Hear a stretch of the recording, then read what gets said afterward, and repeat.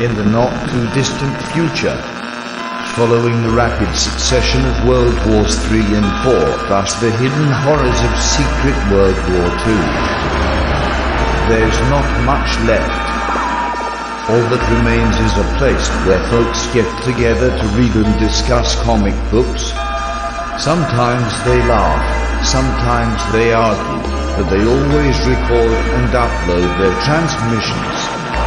You've found one of those transmissions today. Welcome to the last comic shop.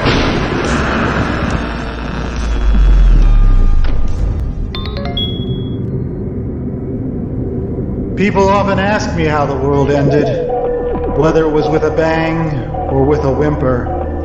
And all I can say is, first they came for the drive-ins, and nobody said anything. Next, they took the arcades, and still, folks stayed silent. Then it was the video rental establishments, the record shops, and the toy stores. And still, they said nothing. By the time they got to the local comic book shops, there were no nerds left to say anything. Except for us!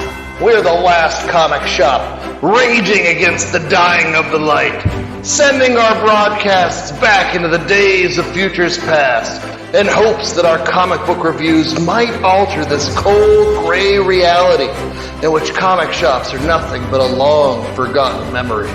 So heed our words and go to your local comic shop.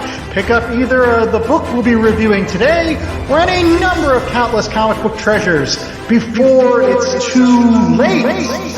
And I'm the host with the most, Andy Larson, and welcome back to another week of The Last Comic Shop.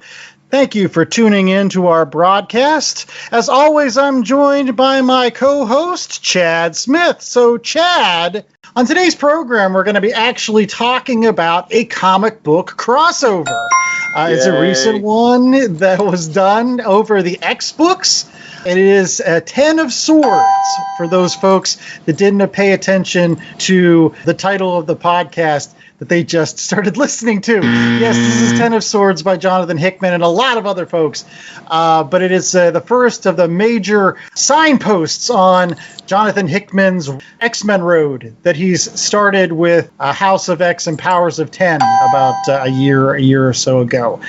I thought that we'd start off today's program by getting our thoughts about crossovers in general. And whether they're good for comics, whether they're bad for comics. What are your thoughts on them, Chad?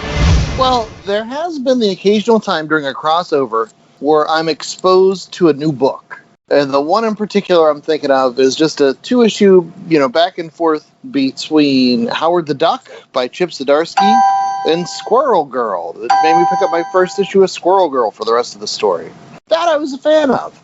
Marvel has been overdoing it for the last 10, 15 years, everything since Civil War. It becomes a big crossover every year, and that it can be good. It also can be convoluted garbage. It just depends on the event. Yeah, I mean, it was one of those things where I feel like the folks that were like a generation before us in terms of comic book dumb, they weren't like exposed to a lot of crossovers like we were. For us folks and grew up in the comic books in the late 80s and early 90s, boy, were crossovers just shoved down our throats. And we were just made to just buy tons and tons of crap. So it really kind of jaded me to the whole notion of crossovers for a little while. But another person that I feel like kind of embraced some of those crossovers in the 90s a little bit was my cousin J.A., my other co-host on this program. He, at the very least, was a huge, huge fan of what particular crossover in the 90s?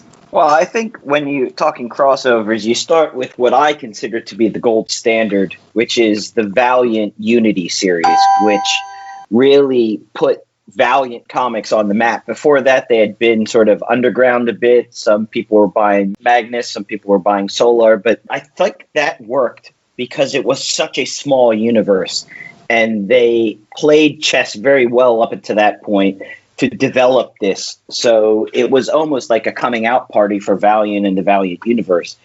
It doesn't work so well when it's a much more messy universe like what Marvel has or DC has, and you get writers who are trying to shoehorn their own ideas in, and they've got unfortunate comic book realities they have to deal with or not deal with. As we'll see in the review today, they just decide to redo things because just for the heck of it. So I thought Unity worked really well. Something that they were unable to emulate when later they tried the Image Valiant crossover Deathmate. I was wondering if you were going to bring that up, because I remember at the time they were going to be like, boy, this is going to be the biggest thing since Unity. And it reminded me a lot of like things like Maximum Carnage and other kind of events that were just there just to sell books. We're going to take a story that should have been maybe 2-3 issues tops, but we're going to drag it out. We're going to stretch that thing, sucker out as far as it'll go so that you can get like 14 issues out of it. Yeah. And that's a good point to bring up. When you're comparing Spider-Man crossover experiences, you have something like Kraven's Last Hunt, which was one creative team, and that spanned Amazing Spider-Man, Web of Spider-Man, Spectacular Spider-Man. But since it was such a huge deal, they made it take over all the books for 2 months. And that was awesome. And then there was Maximum Carnage, which is a 14-part story with just as many creative teams, just as many characters tossed in. And that was total garbage.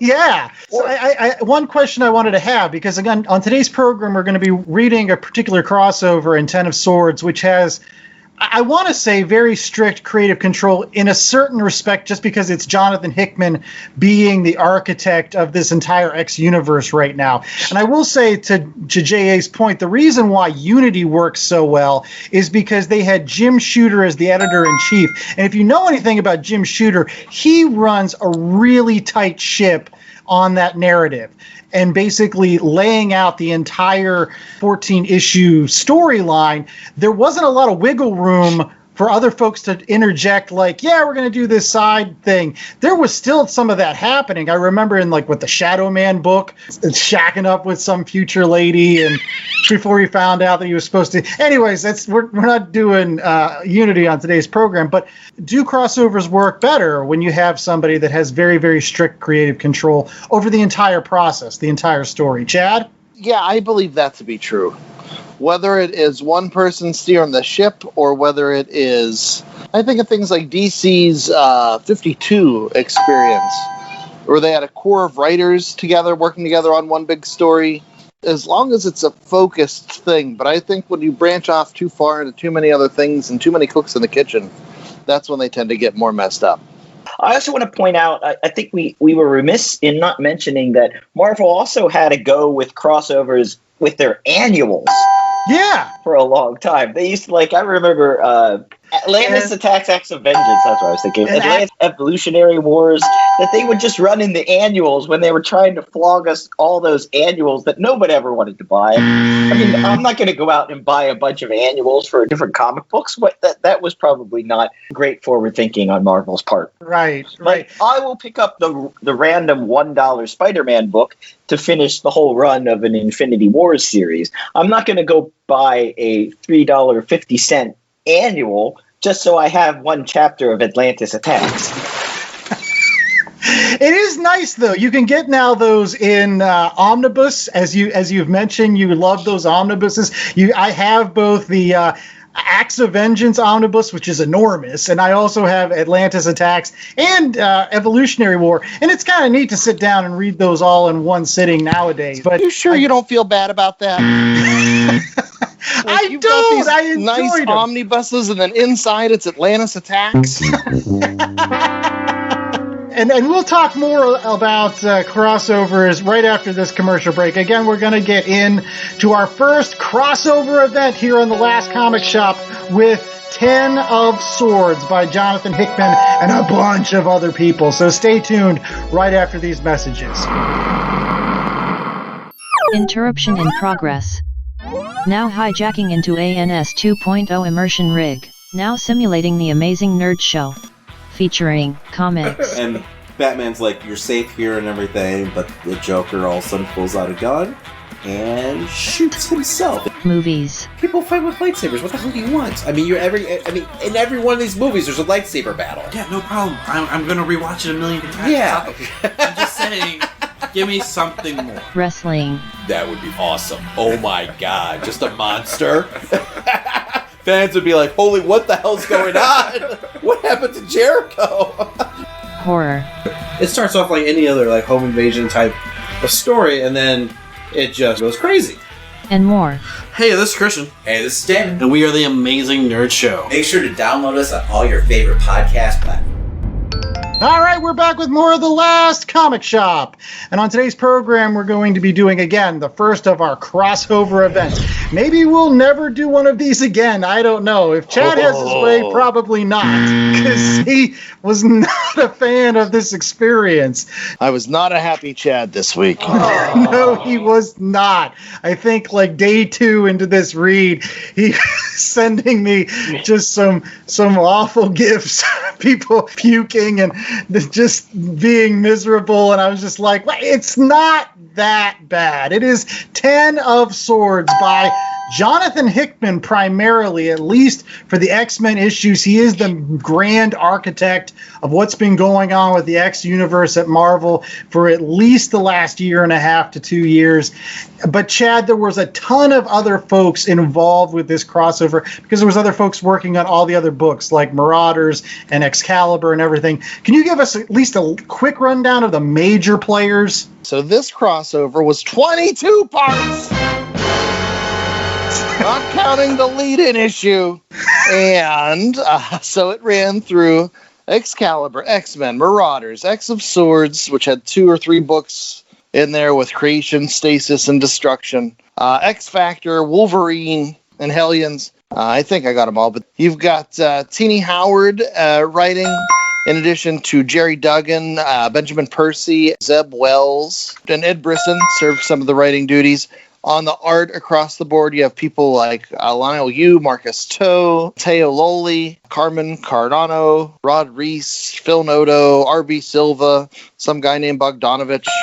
There's so many. There's too many people. No, I think that's a good like subsection of the total amount of folks that worked on this particular project. I apologize, colorists, editors, anyone else. People bringing coffee, busboys, Neighborhood Watch. I kind of hate them all. The one question I did have to ask for both of you, though, because both you and J.A. are big fans of art in comic books, was there a particular artist that you liked more than others, given the huge swath of kind of styles that you had to pick from in this? For me personally, I remember looking at some of the Wolverine issues. I think it was Victor Bogdanovich drew those. And he really reminded me of a lot of the fun of the 90s image artists. And I've been on that kick recently where I've been reading a lot of Rob Liefeld and Jim Lee and Todd McFarlane stuff. And it just seemed like his art harkened back to that. So I really enjoyed those issues. Okay. J.A.? I really loved Part 7, the New Mutants one, with art by Rob Reese. It really, for me, was a throwback to, like, you know, the classic New Mutants issues of early 1980s with just this very painterly style. It almost looked like it had been colored and drawn with watercolors. I really loved that. And I really love that story. In fact, my favorite character throughout this entire 23 issue run was Magic. It was in love with her the entire time. It was hard not to like Magic. It was hard not to like Cypher a little bit. He was another guy that I was a big fan of throughout. And you're right, that particular issue, it has a very, very Bill Sienkiewicz quality to it, especially with the way that he draws Warlock. It just harkens back to those classic days of the New Mutants that we all really love. So kudos to that pick. I definitely agree. I think he was my favorite as well. But real quickly, here's your 10-cent synopsis of 22 issues. You know what? I pulled the short straw this week. You didn't pull it. We gave it to you. This is your fault. You deal with it. So I am going to give you the greatest 10-cent synopsis that I can come up with. And it really boils it down to a singular notion. I think Wolverine talks about this. It's all about a really powerful, omniscient super sorceress lady that wants to desperately bed the original Captain Britain, and she can't do it, so she decides that a lot of folks are going to fight for no apparent reason. And that's your 10-cent synopsis right there. There's a lot of other stuff. Like, you get a lot of information about Apocalypse in this particular story. Like, they tell you who his wife is. They tell you that he has kids, and they were the original Horsemen, which you kind of figured out or assumed that was going to be the case. You find out more about Krakoa, this island, and how it was cut in half and thrown in another dimension. And I don't know, there's armies of hell spawn that are trying to take it over. And at the end of the day, though, it's all about this girl that wants to get in Captain Britain's pants. And he's like, no, I'm married to Megan, and I can't do it, dude. I can't do it. And so she's like, well, I'm going to make everybody's life miserable. I'm going to make everybody fight this sword contest and this battle to the death. And somehow 22 issues later, the X-Men reform? That's, I think, the other thing that comes out of this is you get an X-Men again. For those folks that haven't been following along with Hickman's run, the X-Men kind of, quote-unquote, disbanded a little bit. You know, when everybody moved to Krakoa and starting up their island nation, the X-Men were, I don't know, considered too good when you had folks like Sebastian Shaw and Mr. Sinister sitting on Grand Council. And Cyclops is like, I'm not having any of this anymore. We're going to have an X-Men. We're heroes. We're going to go save our people from these extra-dimensional threats, period. And he goes and he takes care of it. Anyways, and now that I've done my job, it's now time for these guys to talk. And we're going to start off with J.A. because I think he enjoyed this a little bit more than Chad. So, J.A., what are your initial thoughts of 10 of Swords? Yeah, I actually liked it for the most part. There were a couple of issues that I could have done without. I thought there was a bit of padding. They could have probably done this in 12 issues. The whole thing kicks off. You get about 5 issues where you see various characters get their swords. I thought you could have probably condensed some of that because you're not learning a lot about the character.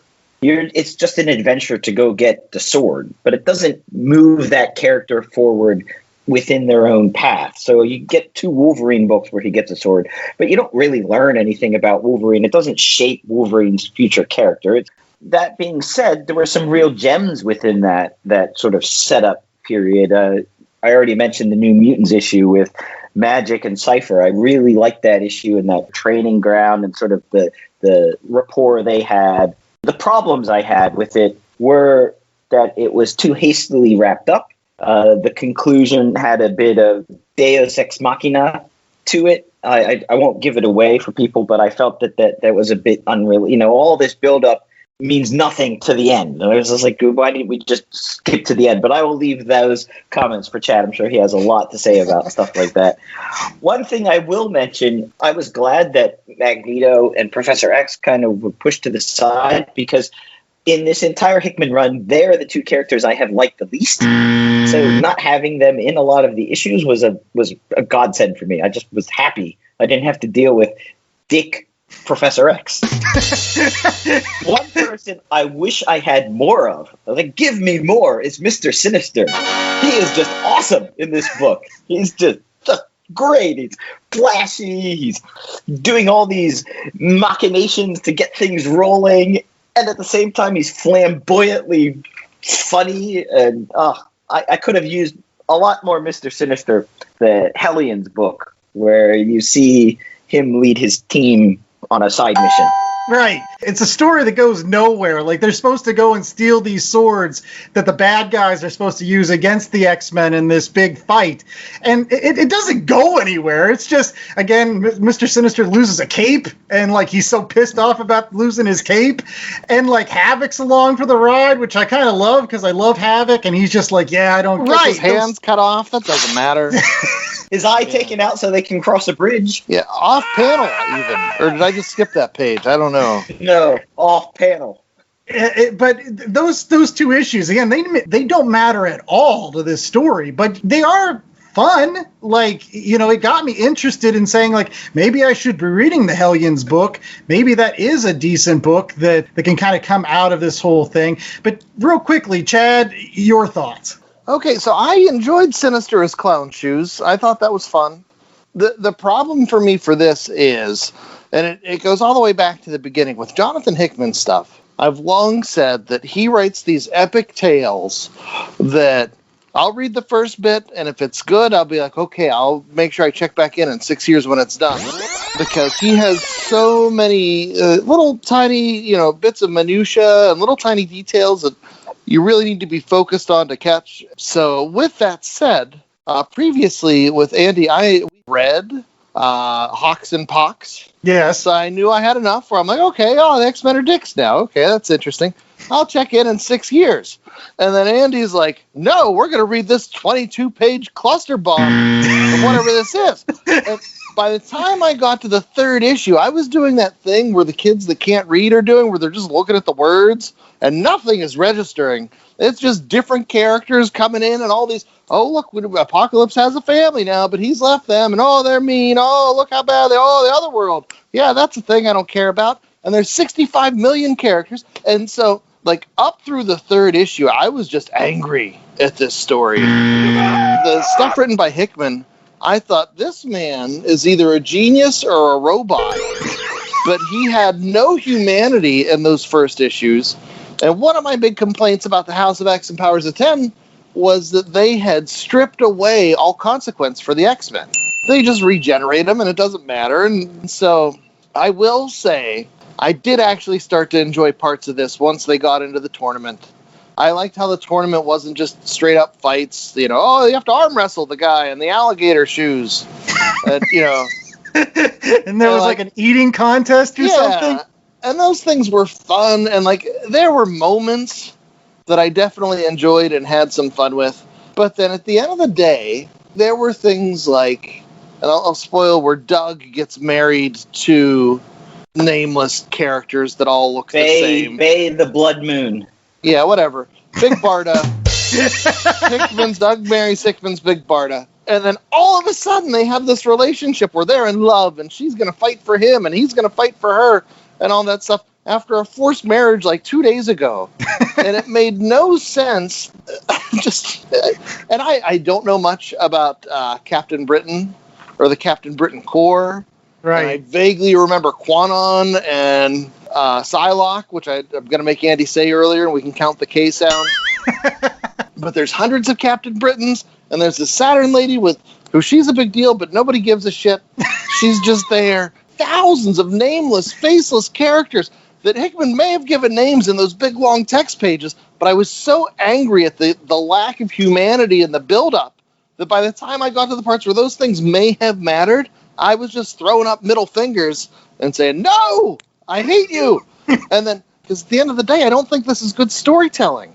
This is like watching somebody's D&D campaign, and you're just waiting for your turn to roll your little dice and be like, is this going to be over soon?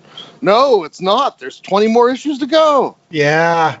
No, I'm going to jump in on that. Again, I was the guy that was in there for all of the Fantastic Four, all of the Avengers, all of the new Avengers, all the build-up through Infinity and then Secret Wars and everything. So I've gone through this decade-long Hickman process. And so I've sat through one of his campaigns, and sure, Secret Wars gave me some tremendous payoff at the end of the last one with Fantastic Four and the Avengers. So I'm like, yeah, you know what? I'm going to give him the benefit of the doubt.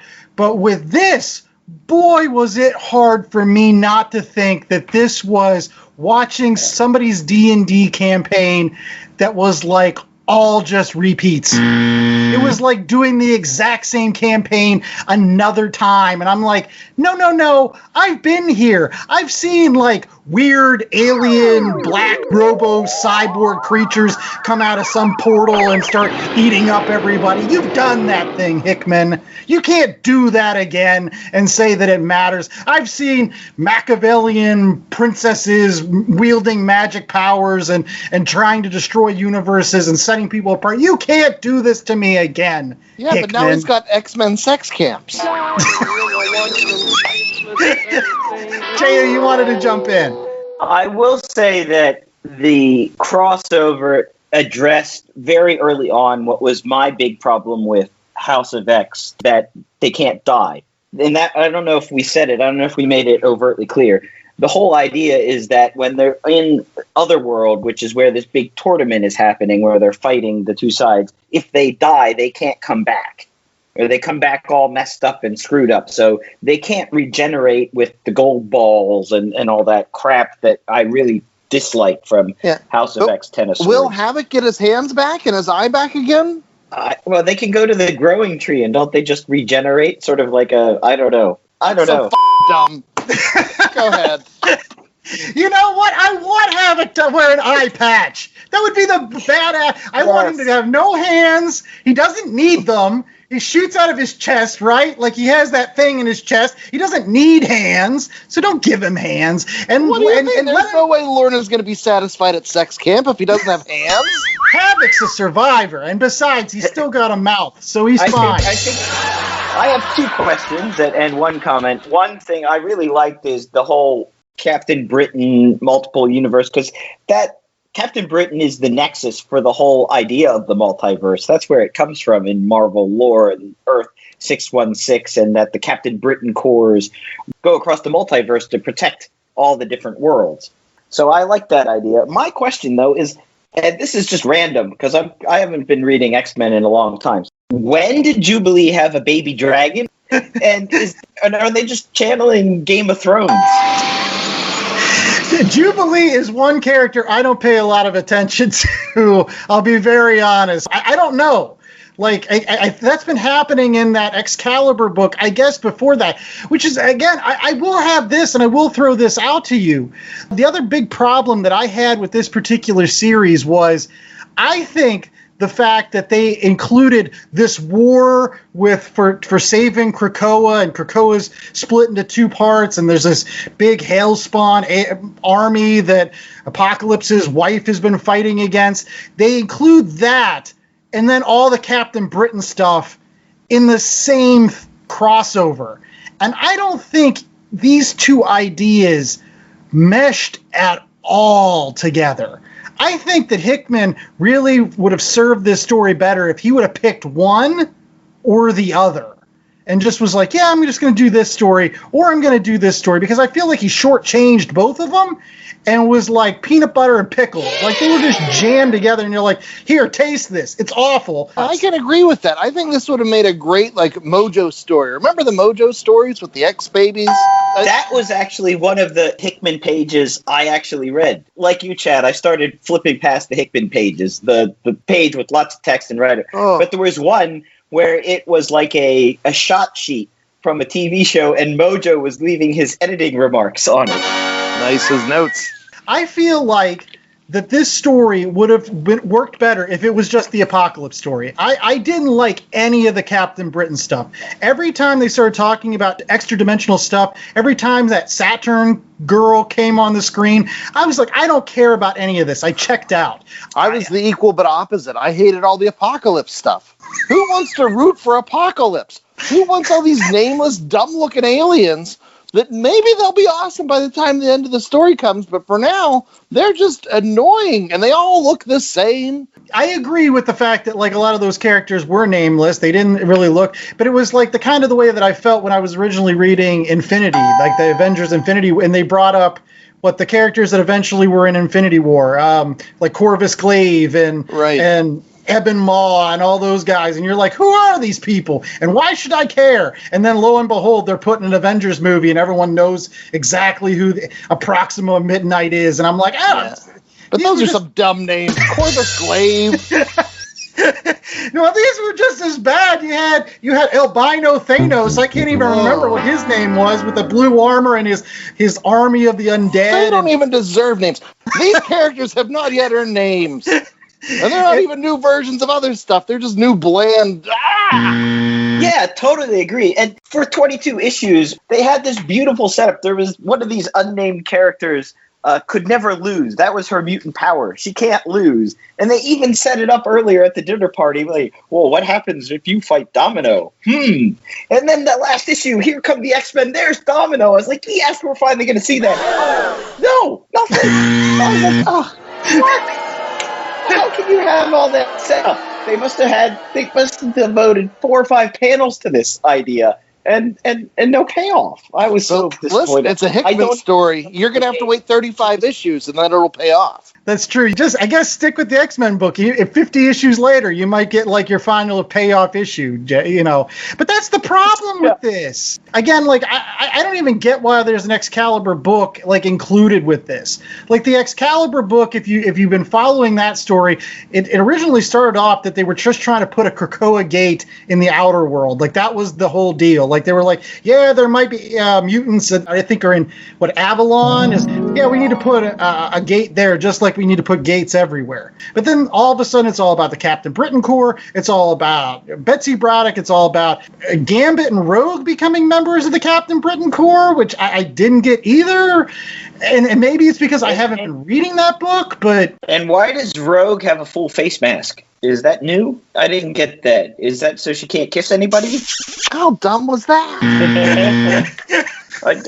There's too much to keep track of, and I don't want to spend my time with a Hickman chart trying to figure out who these people are, who they were, where they're going. Like, I want a compelling story, and like right now with 20 issues of this clump, I'm not there yet. Well, I will say this. I know that we've been a little bit critical of this. Was there any ideas that did work for you? I mean, I know, Chad, you mentioned that you kind of liked the fact that once they started into the sword fight, there was like an issue where it was just like drinking contests and all kinds of weird stuff. Was there anything else that worked for you? Like just some little diamonds in the rough? The tournament was really fun.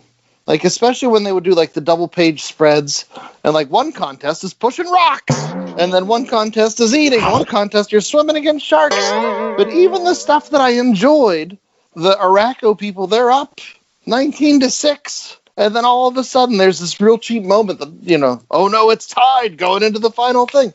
And it's like, come on, man. Yeah.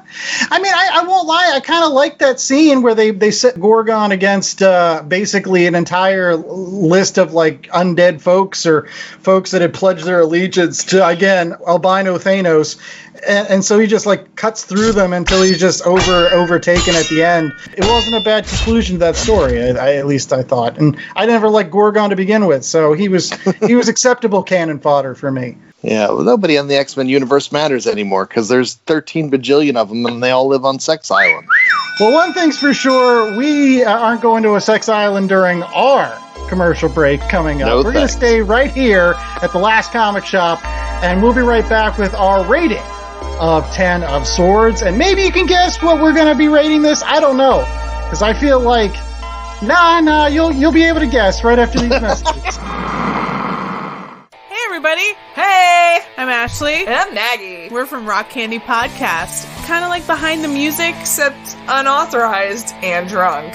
But come along every week and listen to us talk about artists or albums that you may know really well or may have never heard of while we're drinking beers. Witty things to talk about. Great hot takes with some hot babes. That's subjective, but okay. So go find us on Apple Podcasts, Google Play, Stitcher, TuneIn, and wherever you catch your pods. And with that, party on, kids! Oh, that sounded forced. Is it not? All right, we are back with more of the Last Comic Shop, and it is now time for our rating, where we assign worth to a particular comic book that somebody worked really, really hard on, and we are going to potentially destroy and just leave nothing in our wake but just ashes and tears. And as always on these particular programs, we like to do this on a 1 out of 4 scale. And as always, J.A. Scott likes to give us a different way of ranking every single week. So, J.A., what is our 1 out of 4 scale this week? Oh, that's easy. 1 out of 4 swords.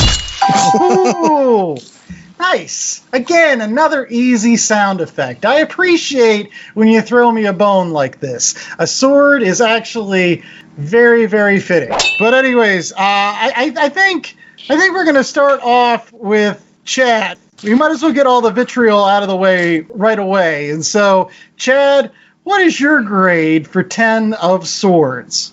Okay, I hate it. But here's the thing. I'm going to give this grade, but once again, in 6 years, I reserve the right to go back and say, you know what, this was part of a bigger whole that, is actually pretty awesome. I don't know if that's going to be the case. There's just so much here that lacked humanity and just seemed like, Hickman has plot points he wants to get through and he's trying to get those across. Like I said earlier, my favorite issues were the ones not by Jonathan Hickman.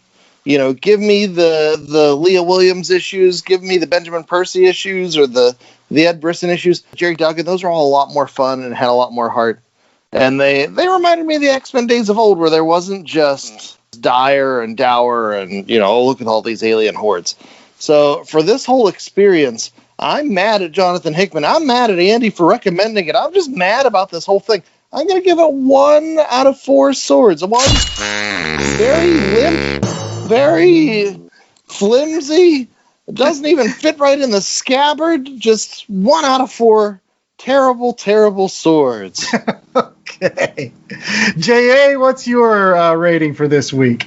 Well, I will admit there are some plot points and there was a bit of padding. I think we've all kind of gone through some of the issues we had with Hickman and what he's trying to do with this X-Men story.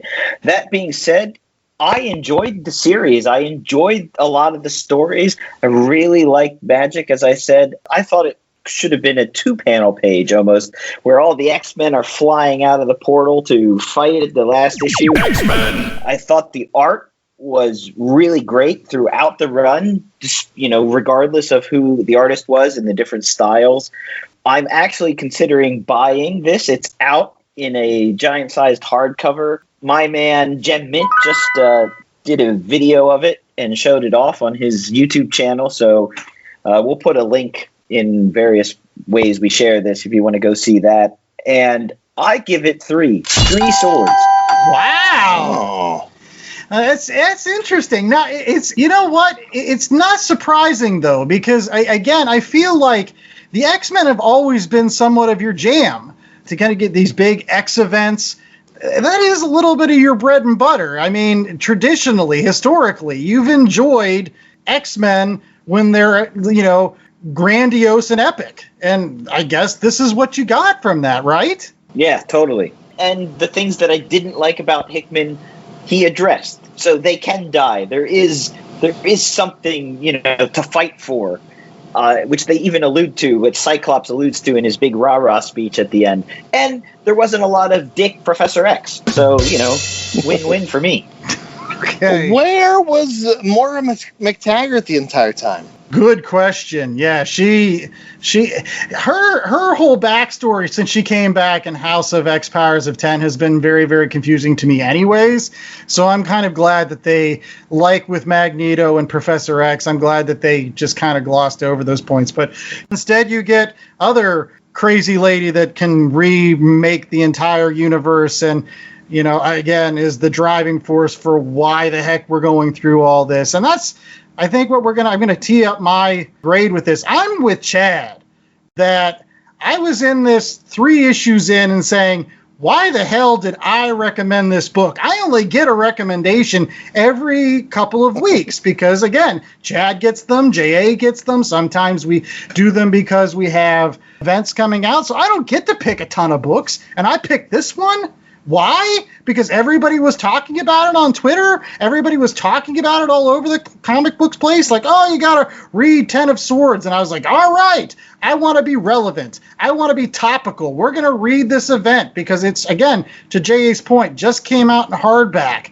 And ultimately, at the end of the day, I was 3 issues in, and I was about to throw it against the wall. I was like, I don't care about any of this. Why are they building a gate to this Outer World place? Who are these Outer World people? I didn't read Captain Britain. I didn't read Excalibur. I don't know anything about this stuff. And I don't want to know anything about this stuff. I've never been really much of an X-Men fan. I've told everybody on this show I like the Avengers. I like the Fantastic Four. That's why I had a little bit more of a leash with Hickman when it came to his run on Fantastic Four and Avengers. And I still felt that way when we were dealing with Infinity crossover during those books. I was like, why the heck is any of this happening? And who cares about Ebb and Maw? That was the same way I felt here.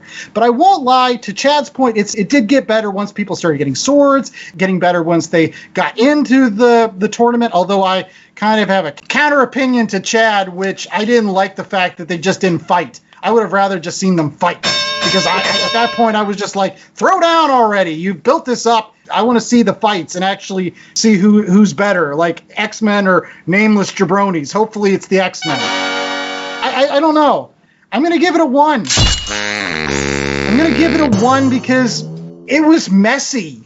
I think I said that earlier in this show, that this should have been 2 crossovers, or maybe 1 crossover and one thing that didn't even have to exist. Nothing with that Saturn, nothing with the Captain Britain Corps, none of that had to happen. I don't know why it was shoehorned in here. I don't know why it had to occur.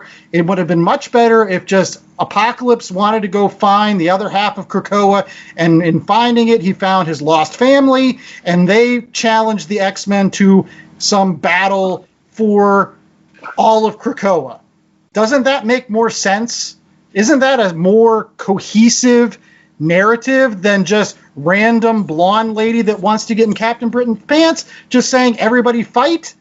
I think so, because at the end of the day, that was what it was all about, because in the last panel, that's what they talk about. She still didn't get Captain Britain. And I'm like, okay, Hickman, you've made your point. This is what the story was about. And boy, that's why I'm giving it a 1. Because it shouldn't have been about that. To J.A.'s point, there were good things going on here, but it was just messy. The things that should have mattered didn't. The other things that could have mattered didn't. And the emphasis was on the wrong things in this series. And so, I don't know. I might be jumping off the Hickman wagon at this point for the X-Men. My leash might have broke with this. It's a 1 for sure. You missed out on, I mean, if they don't set it in the whole sort of Excalibur Britain, Captain Britain thing, then you don't have any reason for you challenging me to a duel, sir.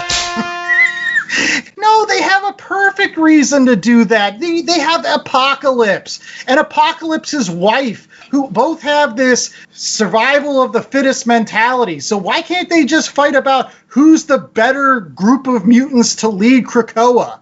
Is it the old guard that has been fighting against the Hellspawn for centuries, or is it the new X-Men and Apocalypse's new family on Krakoa or whatever? That makes much more sense than, like, I don't know, random guy with snivelly mustache selling like things at some weird bazaar in the middle of some extra-dimensional castle place. None of this. I'm done. It was a 1.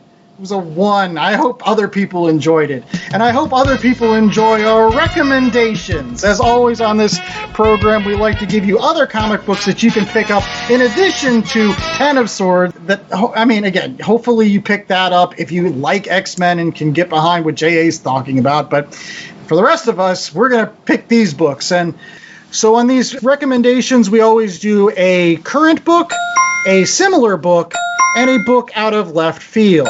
And we're going to start off with Chad, who has a similar pick for us. Chad, give me some sort of palate cleanser to wash my mouth out of this. Okay, so my initial pick was just going to be X Factor. Every time they reboot X Factor, it's the little X book that could. Whether you're talking about the very beginning series that, eventually was Louise and Walt Simonson taking over X Factor, and that had a great run, or even when they rebooted it with the Larry Stroman art, which a lot of people didn't like, but I thought was hilarious. Like, that was a great run. And then eventually became the Jamie Madrox X Factor investigations. That was all great too. But right now, X Factor is being written by Leah Williams. And since you guys love magic so much, this is personally related to my X Factor pick, which is personally related to all this other stuff. Leah Williams has her own little subsection, like little magic universe that she has built. It started in 2018 with What If Magic Became the Sorcerer Supreme, where she becomes Doctor Strange's apprentice. And then it keeps going in a one-shot issue that came out in 2020, or Doctor Strange The End. So 2 books that don't seem like they're related, They're done by Leah Williams and Philippe Andrade, and I hope those two continue to pair up every other year or so and add to it. But unlike this 22-issue waste of time series that we had to read, there's 2 issues. You can read them. You can read 1 issue, or you can read both issues. You get a satisfying story nonetheless, and they all feature magic, and they're all awesome. So Leah Williams, writing either X Factor or the What If or the Doctor Strange to the end. Whatever, I don't care. It's all too convoluted. I'm done. Okay. All right. Love Larry Stroman's run on X Factor. Yeah, him and Peter David. I couldn't think of the art or the writer. Yeah. And then that led to probably one of my favorite comic books of all time after Stroman left. It was Joe Quesada's first issue, where the X-Men are recovering from, was it Extinction Agenda? Yeah. And they have the interviews with the Petro Maximoff syndrome and the psychological interviews, and Polaris comes out and she's like, you want me to look dressed like this? Stripped off her outfit for some crazy, it was just awesome. All right. Well, now we've got J.A. He's going to give us our current pick for this week. J.A., what's our current pick? Yeah, so our current pick is also something similar and related because it plays into sort of the Hickman X-Men. This came out last year. Chip Zdarsky, Terry Dodson art on X-Men plus Fantastic Four. It was a 4-issue run. It is the antithesis of what we've just gone through. Just 4 issues, tight writing, beautiful art, and essentially X-Men come because they want to take Franklin, who's a mutant, back to Krakoa, and Reed Richards and Sue Richards don't want that to happen. Reed Richards creates this device that blocks the mutant X gene. Dr. Doom gets involved. There's a bunch of Doom bots. There's a nice big fight. Sue Richards is like, Mama Bear and goes ape crazy and almost destroys everybody. And it all wraps up in 4 issues. Yeah. It is. It is a tremendous, tremendous book. And it is one of those ones where, as a big fan of Dr. Doom, it is a Dr. Doom that you can root for a long time in that book. He's basically talking down to Professor X and saying no, you can't come here and start bossing me around. I own, I'm Latveria. That's my job. If there's one thing that is a negative for it, it does have a lot of dick Professor X, unfortunately. He's such a dick. I know. Biggest wang in the Marvel Universe, at least in my opinion. Well, for my pick, it's going to be out of left field this week, and I'm going back to basically a sword fight that happens on a magical alternate plane of existence that actually matters and is actually good. And that is going to be the He-Man Masters of the Universe mini-comic collection omnibus that was put out by Dark Horse Comics. Now, this tome is massive. This book is 1,232 pages long, and it is great from beginning to end. It has basically every single mini comic that was published from the original 1980s line. In addition, they throw in some great, great extras, stories that were released only with certain toy tie-ins, like The Power of the Evil Horde, which came with a Hordak Grizzlor action figure 2-pack, as well as a great, great story called The Power of Point Dread, which was originally on a record that you got with the Point Dread and the Talon Fighter. So you get those books. You get all of the She-Ra mini comics with this. You also get 4 of the issues of the Space He-Man. So even for those that like the Space He-Man, you get those 4 issues.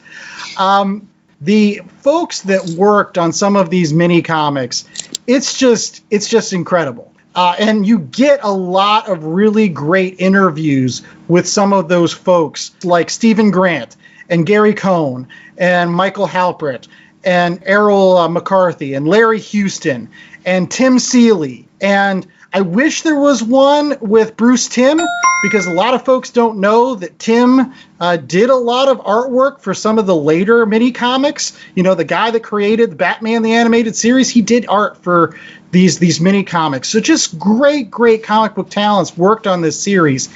And it even has a mini comic that was never released before in the Return to Terror Island. If you are a fan of Masters of the Universe, you gotta pick up this book, especially now that they have the new toys out in Walmarts and Targets. You can get the action figures again. If you've got young kids and you want to introduce them to what they should know about the Masters of the Universe, get them this book. They will read it from beginning to end. I know my kids did. So you mentioned Bruce Timm, but don't forget about the other great artists that worked on those mini comics, dude. You had Alfredo Alcala, you had Mark Teixeira, and all sorts of other names that, you know, comic fans of our age, like, they planted the seeds in those mini comics. We're like, wait, these guys are awesome. Yeah. And I won't lie that they were some of the first comic books I read as a kid. Without those licensed comic books, oh, me too. I might not have become a comic book fan, or it might have taken me a lot longer. But they really set the stage for me enjoying the comic medium. And hopefully we set the stage every single week here at the Last Comic Shop. And thank you so much for joining us for another week of our broadcast. As always, make sure that you follow us at www.lastcomicshoppodcast.com. It's our fantastic little website where you can get all of our episodes, as well as rate, review, and subscribe to any of the number of podcasting platforms that you can find our show every week, such as Apple Podcasts or Google Play or Stitcher or Spotify or YouTube or a variety of other places. And what else can they find at our website, J.A.? Lots of merch. You can get a t-shirt. You can get a hoodie. You can even get a Last Comic Shop sword. Well, maybe not. J.A. is hoping the one day that we come out with the Last Comic Shop omnibus. If we get that, like, he's putting that one on his... Yes! You better believe it. In between his Conans and his Infinity Gauntlet one, he's just going to be like, yep, that's my work right there. I'm already saving up for the 10 of Swords, Powers of 10, House of X, 3-peat. Yeah, you're not just going to need a shelf to put those on. You're going to need a whole bookcase for that story. By the way, Jay, is it official? Are you in on this run now? Are you going to be like, nope, I'm in, like, baby, I'm set now. Like, I'm going to see how this all plays out. Well, the one thing I will say is about these, you know, sort of big crossover events, the major signposts. So they allow you to kind of come in and come out and not have to read all the in-between stuff. Maybe all the in-between stuff is the good stuff, as Chad would point out. But we'll wait and see. We'll probably all have to recommend another big X crossover event for us to read. It'll be 40 issues next time. Well, you could also pick them up at your comic shop while you still have them, because while we are the Last Comic Shop, we're probably not really the last comic shop. You can go to www.comicshoplocator.com to find a shop near you and support those businesses that help us find these things that sometimes I log into the internet and complain about for minutes at a time. But get out there, find some good stuff, enjoy it, kids. All right. Well, until next week, folks, I'm the host with the most, Andy Larson, and I was joined by my co-hosts, Chad Smith and J.A. Scott. And as always, stay safe, stay sheltered, and stay out of sword fights. Because unless you have a big gold balls egg, they might end badly for you. Just like Havoc with no hands anymore. How can they be Captain Britons? They're not even English. You are helpless against my power, X-Men.